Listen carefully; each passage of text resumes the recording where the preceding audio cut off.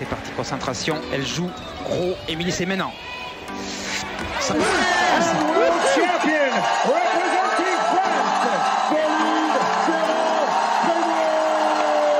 Alors peut-être la Britannique est en train de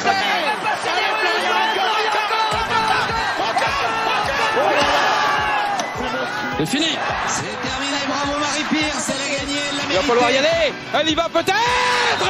Et c'est elle qui marque le 23e but français. Before we begin, we would like to emphasize that the information we share in this episode is intended for general purposes only and is not intended to replace professional medical advice. If you have any concerns or issues, we recommend that you consult with a qualified healthcare professional for personalized advice. We cannot be held responsible for any action or omission you may take based on the information provided in this podcast. Thank you for your understanding and have a good listening. Hi, it's Manon. At the beginning of the year, I had the pleasure of interpreting for Mervyn Travers, a physiotherapist, physical trainer, doctor of physiotherapy and researcher in the field of pain science and tendinopathy at Curtin University in Perth, in Australia. I even had the opportunity to be his interpreter during a strength and conditioning course he conducted in Réunion Island. During our casual conversations, we had the opportunity to discuss the topic of women in sports, which inspired me to provide him with a platform to share his thoughts. This episode takes a different approach, but we hope you will find it enjoyable. Sit back, relax, and have a great listen. Hi Merv, thank you to be there. I have the chance to stay 4 days with you for translation, and we talk a lot about many things. You have a special interest about female athletes, so can you tell me a little bit who you are and what is your background, or why are you interested about this subject particularly? Yeah, thanks Manon. It's great to be here. So I'm a physio and strength and conditioning coach. I work in Australia. My clinical background is actually in men's sports. So I spent, or primarily in men's sports. So I worked in rugby in Ireland before I moved to Australia. I was fortunate enough to work in professional rugby, also men's professional rugby in Australia. And so the early part of my career was largely in that environment of men's sport. And so I read a lot of the research and I try and apply things clinically in those environments. And then when I went back into private practice after leaving kind of men's elite and professional sport, I found myself working with a lot of endurance athletes and lots of female endurance athletes. And I started to get really frustrated that, I'd have a 45-year-old female athlete in front of me, but I'm trying to make decisions obviously based on her story or their story, but informed by data that comes from, 19-year-old professional male footballers or something. And I have to try and do my best with that decision, but for me it was just never okay that I had to try and make this generalization which is totally artificial. And why are we not doing research and asking these questions of mixed cohorts of athletes, men and women, or women only as well, right? Because there are specific considerations that I think are just being ignored. And so so I have this issue with the research body, which I will, in fairness, I'll we've spent some time the last few days to get them on. You've seen my presentations. I've highlighted where the data comes from men only, and that's a problem. But I've also highlighted where there's increasing amount of data coming from women, which is a start. It's not good enough, but it has to start, right? For me, it's something that's really important, because I think I have so many patients I see that, or have seen over the years, that I wish 15, 20 years earlier there had been a clinician, a physio, a doctor, or a coach, or a parent, or a teacher who had known more about, you know, important aspects of the kind of the female athlete, that we wouldn't be dealing with the problems we're dealing with now had someone else had that knowledge then. And so I think there's a real onus on us as a profession to be aware of the issues that exist, be aware of the biases that exist, but be aware of the kind of health complications and various things that exist, and to be watchful and supportive of young female athletes as they navigate that kind of tricky world. Why specifically with youth athletes? It's a really good question. It's not to the exclusion of older athletes, of course, but I think that if younger athletes are empowered to know more about their bodies and empowered to make better choices for themselves, that sets them up for better health when they're older. So like even things like, you know, I remember being, you know, when I was younger and I was in high school and I was playing sports, and me and my male friends were playing sports, and we were all lifting weights and doing those types of things. And so like lifting weights when you're younger, it's a wonderful thing for your strength, for your athleticism. I personally believe it sets you up well as part of many things, you know, for better health. And I remember any of my female friends at the time, any of the young women that I was friends with, they weren't doing any strength training, and in fact they were kind of instructed not to do that. And they weren't doing it sometimes by their own volition, because they believed and were told it would make them too bulky, and that was for them and for the world socially undesirable, for example. And I kind of feel like, so, you know, some of them would have missed opportunities as athletes because they didn't have the potential for that athletic development. Some will have missed opportunities to improve their health, you know, and so many things that, and that bias isn't why was it okay for me and my friends to get bigger, stronger, faster, and not okay for our female friends to do the same? Like that didn't sit comfortably with me then, and it still doesn't sit comfortably for me. And so, like, I think, you know, there's a lot of information or misinformation out there. You know, I had a conversation with a family member. I was back in Ireland just before Christmas, and I had a conversation with a family member, and I was asking her about opportunity to play sport as when she was younger in Ireland. So she's you know, much older than I am, and she was telling a story how she had some opportunity to play, but not near as much as the men.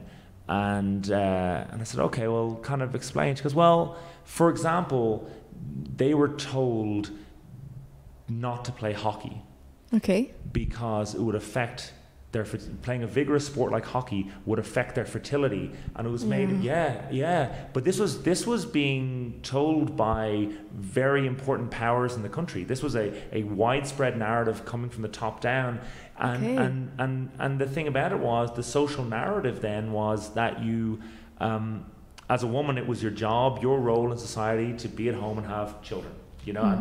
And I don't subscribe to this, just being clear, but that's what the social narrative was. So if your objective, if the reason you exist, like your raison d'etre, is to, you know, stay at home and have children and be a homemaker, which, by the way, if people choose to do that, it's totally wonderful. Yeah, absolutely. But then so you shouldn't play vigorous sport, and so you're deprived of the opportunity because it would interfere with this so-called narrative of who you should be, and this predetermined narrative of who you should be. Like, that is just so unbelievably not cool. It's just not okay.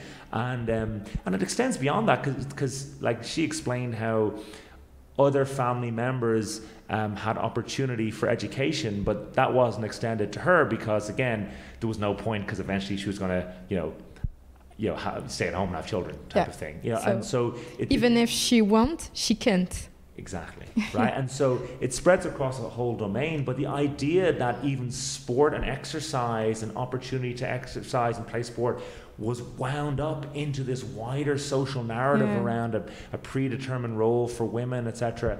I mean, I didn't know what to say. You know, I'm so glad that there are parts of the world where people are trying to, and there are people in our profession who are trying to change this narrative so much, but yeah, I think there's so much more work to be done. Yeah, clearly. 100%, right? This is the English. Yeah. Okay. And as a strength and conditioning coach and as a physio, which aspect of women health or female athlete could have to be considered? The thing about it is, with any athlete who comes in the door, they're an individual, and so you have to ask, questions that are related to that person and their wider health. And so for so many women, like for example, I see a lot of endurance athletes, and I can see why. And if I reflect being a younger clinician, maybe I didn't ask about this so much. Yeah. Maybe I was not confident about my knowledge in the space. I'm still not that confident about my knowledge in that space, to be honest. Maybe I wasn't so comfortable with having what might seem like taboo questions. I don't know. Maybe I was afraid to get the answer. Maybe I was afraid of what I was going to hear. I don't know, but I certainly wouldn't have asked it as much. And I regret having not. But we all evolve as clinicians, and so, like for me, working with lots of female endurance athletes, it's incredibly important we ask about diet. It's incredibly important we know. Like I will ask patients to outline what a typical day of eating looks like. Yeah. And a typical day, if it was high intense training that day, for example, I need to know. And I'm not a trained dietitian, but I will certainly work with dietitians and seek the advice around that. Yeah. I also want to know, are they amenorrheic or not? Are they regular in their period? Are they having excessive amounts of pain? Because you'd be surprised how many patients, it's too taboo to discuss. No one has asked. And then you discover actually there's something that's not right. Yeah. And of course, I'm not a gynecologist and I'm not specifically trained in pelvic health, but by asking the question, you open the door. Yeah. And I think by asking the question, you also make clear to that patient that I am considering all aspects of your health here and that these things are important. Yeah, clearly. Because maybe at that time they answer and there's nothing that comes to mind. But maybe another time down the road they have future health problems. They're prompted to bring information to the fore that they might not have thought was relevant, but because Manon asked the last time about you asked me before about am I regular in my cycle? I've not been, or whatever it might be. And look, one of the things that's really helped me in this space it has been the Australian Institute of Sport have done an enormous amount of work. It's still ongoing, but it's a great shift in the right direction.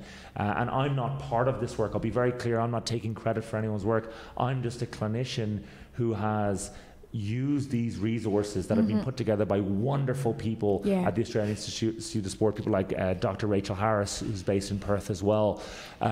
They've put together a website on the female athlete health and performance, and I encourage every clinician, every coach, every parent, every young athlete, everyone, I send this. I've sent one of my brothers. He's the coach for his young boys football team, so he's dealing with young boys as a coach. But I'm still sending this to him, these resources to him, saying, you need to know this because you may well end up coaching a female team, but you also interface with women all the time. Yeah. He read it. In fairness to him, he read it and he said, this is amazing, and he sent it on to all the other coaches in his club. Wow. And so these are free resources that educate people around aspects of female health and performance. So the pelvic floor, menstrual cycle and how that interfaces with exercise, breast health, continence, all sorts of things that are just so important to take note of. And I think, for me as a male physio, maybe I felt it was taboo to do it, but over the last number of years I've increasingly been conscious to ask questions that probe these domains, and they've brought to fore many health conditions that we've been able to kind of get in check, with a multidisciplinary team that wouldn't have if we hadn't started that conversation in that first consult. So for me, I just think it's so important. I'm by no means an expert. like everyone out in clinic, trying to do my best, but enormously grateful for the resources that are available. Yeah, clearly. It's a wonderful initiative of IES and Dr. Rachel Harris, who make all this stuff amazing. Yeah. Okay. Do you have one athlete who make you aware of these things particularly, or is there a story who make you more concerned about sharing this knowledge? Maybe you told me about the girl who have 23. Yeah. So I mean, it's I suppose about, like I said earlier, you got to be interested in all aspects of the person's health. So I recall a patient I saw who had she came to see me. She had persisting pain. In particular, she had it wasn't the only issue going on, but she had a insertional tendinopathy, a hamstring insertional tendinopathy that had been going on for several years, and sometimes it was on one side and sometimes it was on the other, and you know, when that's the case, I start to think a little bit about kind of wider metabolic things and you know, the potential for some kind of spondyloarthropathy or something, which of course again is outside of my domain, but you screen for these and then you kind of seek help from rheumatology or whatever, and of course, and I acknowledge a friend and colleague of mine in Ireland, Paul Kerwin, who is a physio doing his PhD in tendinopathy, but he works in rheumatology, and it's his resources, the Screendom resource for tendinopathy, that really made me aware of this first many years ago. And so but you know, with these recalcitrant tendinopathies that are hard to shift, that you know, maybe are on one side or both sides or keep coming back, we, you know, a lot of it's a common thing in spondyloarthropathy. It's not diagnostic of it, but it's a common thing. And so you go, okay, you know, you're interested in their eyes, in their nails, in their they have a psoriasis, for example, but also wider metabolic things like their diet and diabetes and various other things that can increase that risk, I suppose. And so so with this patient, I said, okay, well, you know, tell me more about your history, and I wanted to know. She was she had been an elite endurance athlete, so I was very interested in her bone health, and I was very interested in her diet in particular. And so it turns out that she had over 20 stress fractures in the past, and so I think I might have been the first physio who's asked her to tell me what a day of eating looks like. Yeah. And so there was a problem. Probably because of the bone stress and everything. It's like red flags. Of course, but I asked her about her menstrual cycle and various other things, and so she disclosed that she had PCOS, polycystic ovarian syndrome. And so you start to put all of these wider, and so it turns and you see the big picture. Turns out she's also insulin resistant. And you start to put it all together, and you put that bigger, wider health picture together. Yeah. She doesn't just have, you know, tendinopathy. Exactly.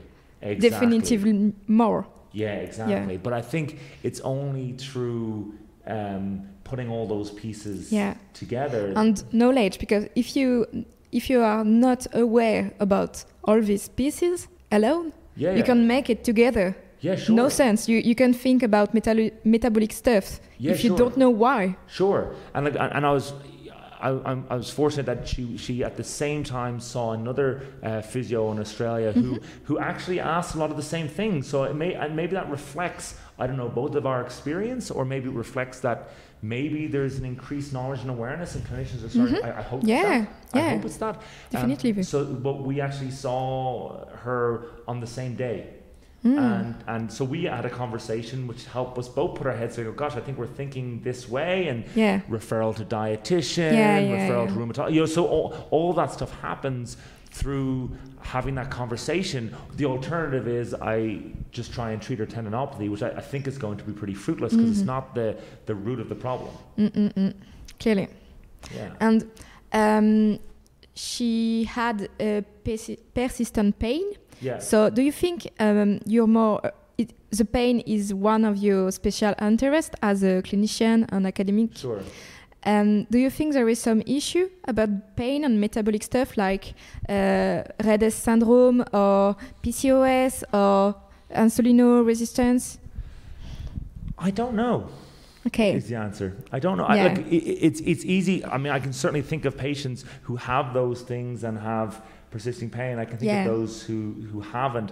I mean, you can look at this idea of having a kind of heightened inflammatory profile, if you will, and whether or not that increases the likelihood of pain. But I also think, and I think that may well be the case. But I also think, like, pain is complex, and there's lots of patients will have lots of those things and not develop persisting pain and widespread pain. And so I think I find it hard to make a generalized, sweeping statement about that, other than kind of everyone is different. It's really important to probe all those aspects of their wider health, like for their pain, but also for the wider health and their performance as an athlete. So I can't say for sure that those things were driving or contributing to her pain, but they are very important markers of her wider health and capacity to perform as an athlete.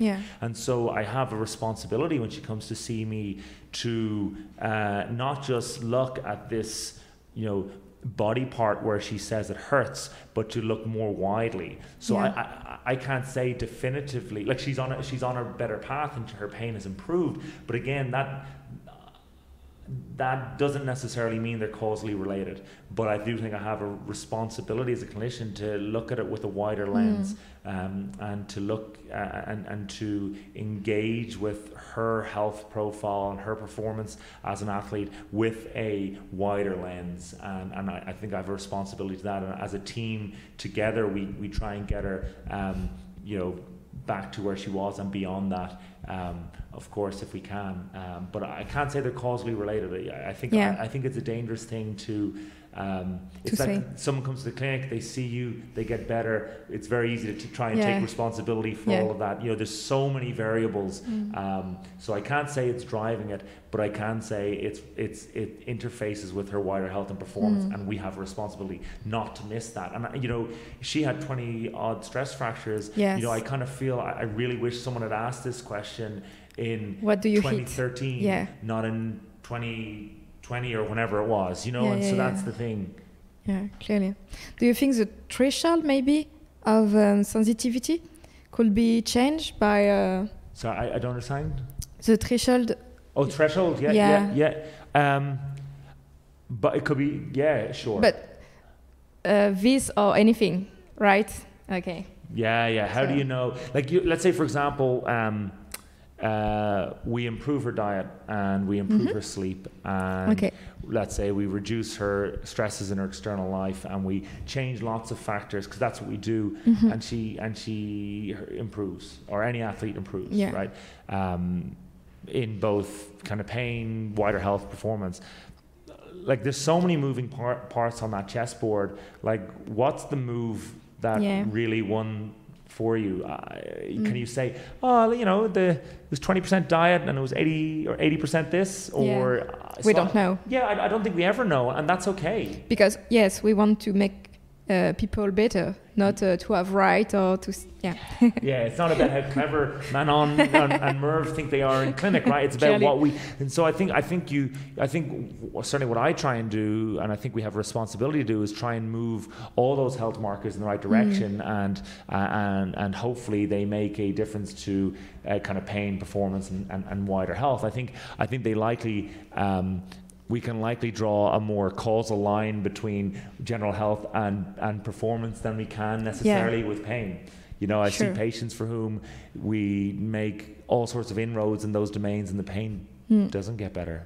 Right? And I see patients for whom they'd have a similar dietary profile and REDS being an issue and all those other things, and their pain just goes away and they haven't taken on board any of the other advice. So it's so tricky, but I think we need to... Pain is complex. Yeah, well, humans are as well, right? And the whole world we inhabit is. And so I think it's just about recognizing that we're primary care contacts, so people come to see us with the first port of call, and they very often come to see us, go, oh, my ankle hurts or my knee hurts. And they don't necessarily recognize that some of these kind of like that how important their menstrual cycle is a marker of their general health, for example, or they don't necessarily recognize because there's misinformation out there, or they just don't know.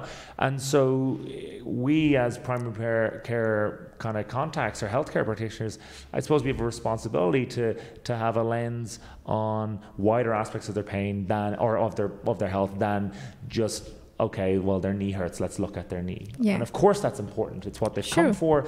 But I suppose we're in the fortunate position to be able to use all of our knowledge, I suppose. Agree. Thank you, Merv. Yeah, do you have something to share with listeners? Maybe about female considerations, or think about anything? Yeah, look, I mean, I've not got great pearls of wisdom. I'm just a clinician out there trying to do my best with every clinician or every patient I see and interact, and trying to learn and trying to reflect. I suppose one of the things is just always to be reflective on the process that we go through with our patients. But probably the best thing I could do is signpost any listeners to those resources at the Australian Institute of Sport and to the Female Athlete Health and Performance Initiative. If you go online and check them out at the AIS website, they're freely available. And so the people at the AIS, who I've mentioned already, have done an amazing job. I'm not involved in that work. I am just someone who has found it enormously helpful for me, and enormously helpful as a resource to give to patients to help have those conversations as well, and to give legitimacy to maybe some of the things I say, and make it easier for them when they do go and see that other specialist or consultant that I think they may need to see, or they go see their GP to get the referral. They go in there armed with some more information, and knowledge is power. And so I firmly believe all clinicians should have a look at those resources. They're freely available, whether you see young patients, older patients, male patients, female patients. The fact is, we all interface with females. Yes, one day on our life. That's right, exactly. Like the first one. Yeah, exactly right. And so like, this is just invaluable information, not just I think not just with our clinical hats on, but in our kind of just wider lives as well. Yes, like knowledge and culture. Yeah. Absolutely. Yeah. Can improve your life and each other. 100%. So thank you, Merv. And thank you for your time. And see you later. Yeah, thanks, Manon. Merci à toi d'avoir été jusque-là. Si tu as aimé cet épisode, n'hésite pas à laisser 5 étoiles sur ton appli de podcast préféré. Et des commentaires, bien sûr. N'hésite pas à nous dire ce que tu as aimé ou ce que tu voudrais voir améliorer. Et dans notre prochain format d'interview, si tu veux écouter quelqu'un en particulier sur le sujet de la femme sportive, n'hésite pas à nous le suggérer en commentaire ou en DM sur Instagram. Allez, à bientôt!